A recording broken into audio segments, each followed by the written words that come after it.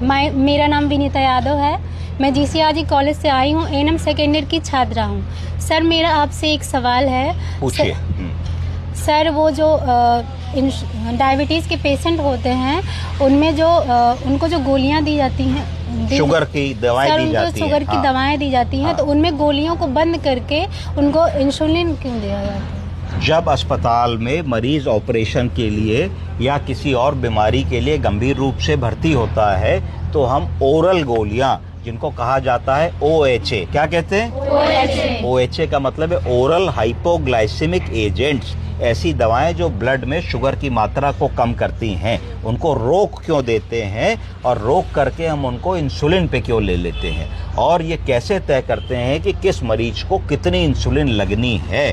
इसको sliding scale कहा जाता है। क्या कहते हैं? Sliding scale. तो हमें उसको पढ़ना आना चाहिए। जब हमारा डॉक्टर लिख के जाता है कि insulin according to sliding scale, तो इसका क्या मतलब है? तो अब हम बात करते हैं कि जब हम किसी बीमार मरीज को भर्ती कर रहे हैं या ऑपरेशन के लिए किसी मरीज को ले रहे हैं, तो हम उसको कह देते हैं कि आपको सुबह से निलोरली रहना है, आपको कोई अपनी दवा नहीं खानी है, ऑपरेशन के दिन कोई दवा नहीं चलेगी। तो जब आप उसको ये कह देते हो कि कोई दवा नहीं चलेगी, तो आप उसको शुगर की दवा भी तो खाने के लिए मना कर रहे हो इनडायरेक्टली।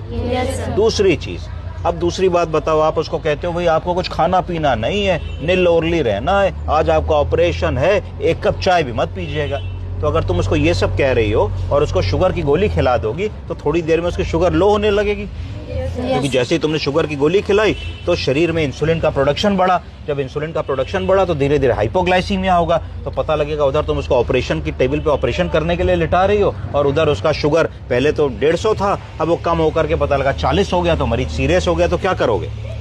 सर उसको इसीलिए टैबलेट जो नहीं दी जा रही तो उसको इंसुलिन का मतलब इंजेक्शन के थ्रू उसको। तो अब हम क्या करेंगे कि इसमें खेल क्या है?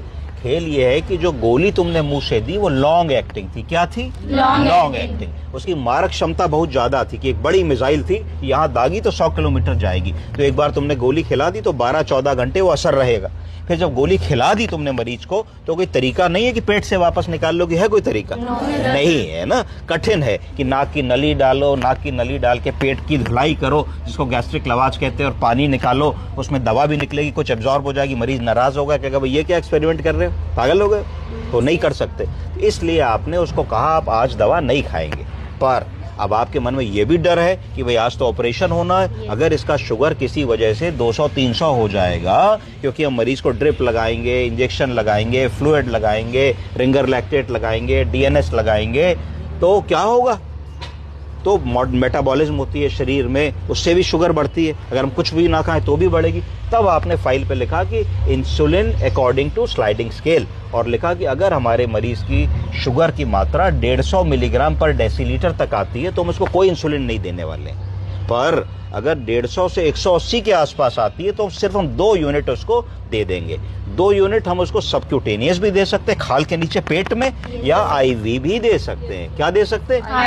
IV। दोनों में क्या फर्क होगा? IV तुरंत असर करेगी, और अगर आपने एक 10 ml सलाइन में उसको IV 2 यूनिट इंसुलिन दे दी तो आपकी जो शुगर उसको कम करनी होगी वो 15-20 मिनट में करके साइड हो लेगी। अगर आप सबक्यूटेनियस लगाएंगे तो वो धीरे धीरे एब्जॉर्ब होगी और वो भी साइड होगी, पर वो 10 मिनट में अपना काम नहीं करेगी, वो 2 से 3 घंटे तक शरीर में रहेगी। तो इसका मतलब क्या है कि अगर आप किसी को सबक्यूटेनियस इंसुलिन दे रहे हैं तो दूसरा रिपीटेशन आप 3 घंटे बाद ही कर पाओगे, हर मिनट नहीं लगा सकते।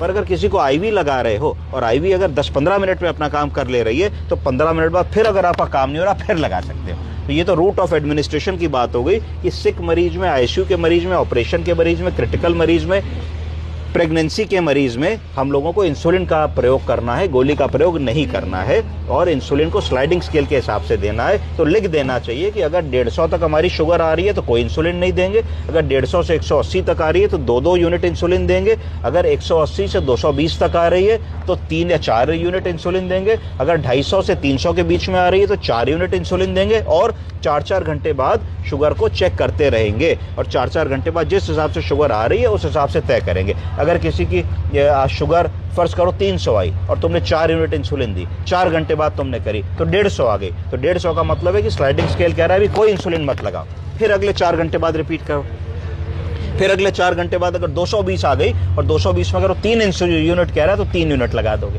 इसको स्लाइडिंग स्केल कहते हैं। और ये लॉजिक हुआ कि हम गोली उस दिन क्यों नहीं देते हैं मरीज को, इंसुलिन क्यों देते हैं। तो 2 चीज़ें समझ में आई कि अगर गोली खिला दी तो 12 घंटे तक शुगर कम करती रहेगी, मरीज कुछ खा पी नहीं पाएगा, तो एक अननेसेसरली एक स्ट्रेस आपके दिमाग में होगा कि शुगर के मरीज में बार बार ग्लूकोज दोगे, ग्लूकोज दे के शुगर बढ़ाओगे, फिर उधर इंसुलिन दे के कम करोगे, तो इस चक्कर में क्यों पड़ना।